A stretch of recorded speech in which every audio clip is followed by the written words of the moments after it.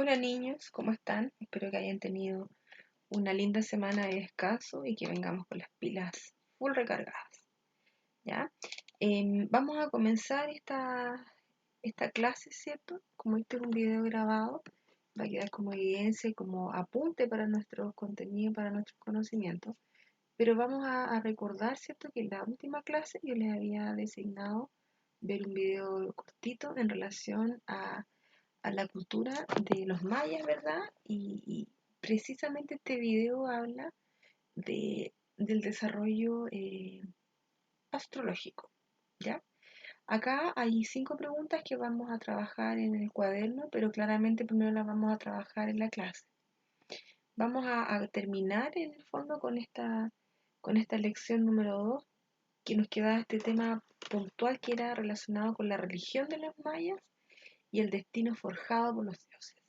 Yo siempre les había comentado que los mayas tenían una creencia religiosa única, ¿verdad?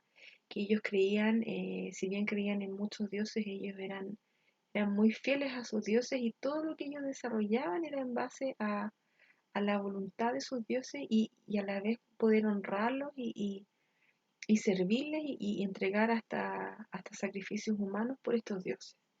La religión maya cumplía con un rol fundamental para sus vidas. Ellos no eran nada sin sus creencias. Ellos eran independientes de sus actos y de sus conductas, ¿verdad? Pero, pero eso iba a depender claramente de sus dioses. La religión maya era politeísta, que quería decir que se creía más en más de un dios. Sus dioses representaban elementos o fenómenos naturales. O sea, si había una buena cosecha, eso era gracias a sus dioses. Si había sequía y llovía, obviamente era también gracias a sus dioses, pero también los dioses se encargaban de enviar mensajes de destrucción muchas veces, de muerte, si ellos no eran obedientes, ¿ya? Los mayas también asistían a ceremonias, ¿verdad? Y estas ceremonias se efectuaban en los templos que ellos mismos construían con tanto amor y con tanto afán. Y, y estos ritos consistían en bailes, cantos, ellos rezaban también y entregaban distintas ofrendas, tanto de vegetales como de adornos, no sé, pues de habilidades manuales, ellos hacían, no sé, alguna prenda, algún accesorio, alguna joya, y ellos la entregaban a sus dioses. Hasta sacrificios de animales o de humanos, que en este caso, si se recuerdan, eran los esclavos, ¿verdad? Eso es en relación a lo último que nosotros debíamos comprender de los mayas. Pero también nosotros nos vamos a ir a otro punto sumamente importante que es en relación a los aztecas.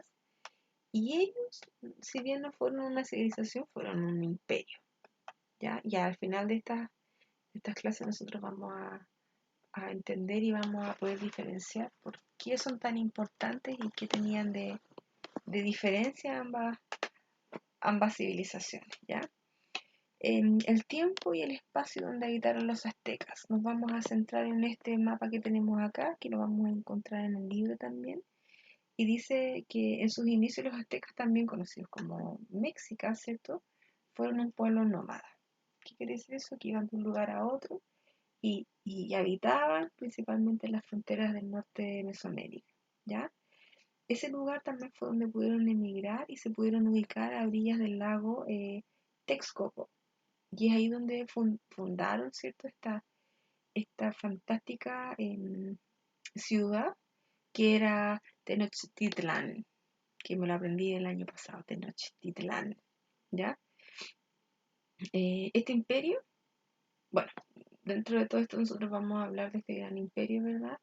Que, que tenía un poder centralizado y que dominaba a todos los otros pueblos de sus alrededores, ¿ya? Este imperio también vamos a comprender que se ubicaba en áreas que actualmente ocupan el centro de América, de México, perdón, y también parte de Guatemala. No era menor el territorio que ellos abarcaban, ¿cierto? Estos territorios tienen su centro en la meseta central de México, la que está rodeada por varios cordones montañosos, ¿cierto? Y que si bien era una zona climática cálida, también tenía territorios con bastante altura, ¿ya? y también se podían encontrar climas bastante fríos, montañosos, ¿cierto? Pero también los paisajes permitían que fueran selváticos, también habían paisajes más desérticos y habían altos bosques, ¿ya? El desarrollo y poderío de esta civilización se extendió hasta la llegada de los españoles. Y eso también es un tema importante, que espero que quede grabado. A diferencia de los mayas, con los mayas, chiquillos, lo más interesante de su civilización es que hasta el día de hoy no hay una respuesta lógica de por qué ellos desaparecieron. Ese es el misterio. En cambio, los aztecas fueron destruidos, ¿cierto? Por el descubrimiento de los españoles. Eso es así. Históricamente ya está confirmado, ¿ya? El desarrollo y poderío de esta civilización se extendió hasta la llegada de los españoles, como bien lo mencionábamos, y eso, pues ahí ya ellos tuvieron que adaptarse, ¿cierto?, a otras culturas, que es lo que hoy día nos permitió poder llevar un estilo de vida y costumbres más bien similares. Dentro de esta tremenda civilización que es de los aztecas, vamos a hablar del gran poder que tenía el gobernante de Tenochtitlán, ¿ya? Este personaje es sumamente importante, no es cualquier gallo, ¿ya? Dice que tras la fundación de Tenochtitlán, los aztecas comenzaban a dominar a los pueblos que se habitaban alrededor, ¿verdad? Y poder sacar lo mejor de ellos. Obvio, cuando yo conquisto y yo quiero dominar, yo saco lo mejor de los pueblos, ¿verdad? Y dice que los pueblos conquistados pagaban tributos. Esos son como una especie de impuestos. Y eso fue lo que permitió el enriquecimiento de la sociedad azteca. O sea, cuando a mí me conquistaban siendo un pueblo aledaño, yo además de eso tenía que pagar impuestos. Entonces ellos siempre tuvieron una situación económica, por decirlo de una manera, bastante consolidada. Los pueblos entonces, como ya les mencionaba, pagaban impuestos, ¿verdad? Y, y eso también permitió que la cima de la organización política estuviera sumamente sólida, ¿ya? Eh, habían, eh, habían gobernantes que gozaban de estos privilegios y que también la misma historia nos dice que ellos tenían una consideración mayor por sus dioses, ¿ya? Dentro de las organizaciones de todas de estas dos civilizaciones que hemos visto, en el caso de los aztecas también tenían una organización política bastante interesante. Hablamos primero que todo de este personaje que está aquí, que es el Tlatoani, ¿ya? Y él era el jefe del ejército, era uno de los más importantes, él era un supremo sacerdote, él dictaba la justicia y también promulgaba las leyes, ¿ya? Lideraba el Consejo Supremo, donde se tomaban las decisiones más importantes de este imperio, y además gozaba de grandes privilegios, tanto económicos como familiares, porque hablamos también de un poder heredado, ¿ya?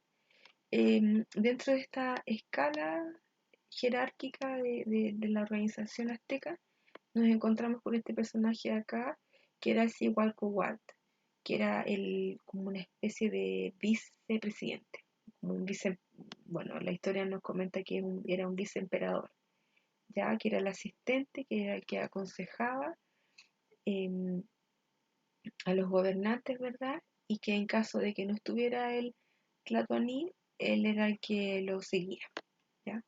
Este nombre es súper complicado, se lo voy a leer porque en verdad no es otro. Pero lo único que sé es que él era general del ejército y tenía cargo solamente o principalmente las situaciones militares del imperio, que se llamaba Tlatochcalcal, algo así. Y después de eso nos encontramos con este que es más simple, que es el Tlatoque, que era el gobernante de cada altepet, ya de cada ciudad, para que usted me entienda, ¿cierto? Y las grandes provincias en que se dividía el imperio. Nosotros tenemos un gran imperio, ¿verdad?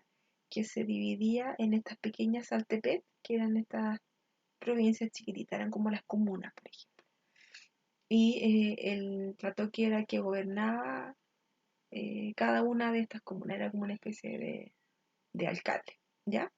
Y también nos encontramos con este de acá abajo, ¿cierto? Que es el Capuyec, que era, bueno, era el dirigente de los Capuyec, que era un grupo de familias que eran descendientes, ¿cierto? Y que tenían, vivían en un espacio en común. Entonces eran como, él era el que se encargaba de que eso permaneciera durante la historia, ¿ya? Continuamos entonces con otro orden que también no deja de ser importante, que era en base a la sociedad de los aztecas, ¿cierto? Y aquí ya nos encontramos con un orden jerárquico sumamente también súper marcado, por decirlo de una forma. Habían personas que tenían muchos privilegios y otros tantos no. Y también era importante el tema de herencia de familia, ¿ya? En primera instancia hablamos de la nobleza, quienes tenían el poder político, militar y religioso de este imperio. Se componía de los señores de la ciudad, de las familias, estaban los sacerdotes, la gente más bacana en el fondo, la más poderosa. Ya también hablamos después de los comerciantes y en este caso los comerciantes también tenían sus propias leyes. Era un grupo que estaba como aparte entre la capital y los territorios más lejanos, ¿ya? Y ellos informaban sobre los posibles enemigos. Mira qué interesante. Y además de las riquezas de otros pueblos. Entonces ellos finalmente eran como una especie de espías, para que vayamos entendiendo, ¿ya? También después seguía el pueblo o la gente común, que era como el perraje, como la people, ¿verdad? Y eran los artesanos que vivían de sus manualidades, ¿verdad? Heredaban sus oficios y también eh, producían elementos para poder desarrollar estos ritos religiosos que eran tan importantes para los nobles. También los campesinos, por su parte, constituían una parte mayoritaria de este grupo social, ¿ya? Trabajaban en labores agrícolas, trabajaban em, en obras públicas, ¿cierto? Y también participaban dentro del ejército. Y los esclavos eran criminales, eran personas prisioneras de guerra que tenían deudas muchas veces y eran los que tenían ahí como destinados para poder sacrificar en fiestas religiosas, ¿ya? O también los tenían para desarrollar el trabajo más pesado. Y finalmente, una vez más, hablamos de las mujeres, ¿cierto? Que ellas vivían en una sociedad altamente militarizada y la mayor parte de ellas tenía que atender a sus esposos, criar a los niños, educarlos, ¿verdad? Pero acá también era interesante porque ellas educaban a los niños hasta los 2 años, ¿ya? Porque después pasaban a ser educados por sus papás, por los hombres. Y en el caso de las niñas, era una crianza mucho más femenina, por decirlo de una manera, para contextualizarlo dentro del periodo. Y las niñas tenían que aprender las labores domésticas, ¿ya? Y en el caso de las niñas del rango social de la nobleza, era mucho más estricto. ¿Por qué? Porque las mujeres de la nobleza tenían obviamente muchos privilegios, pero también podían acceder a cargos políticos, militares, religiosos, ¿cierto? Pero eso también les hacía tener una presión mayor.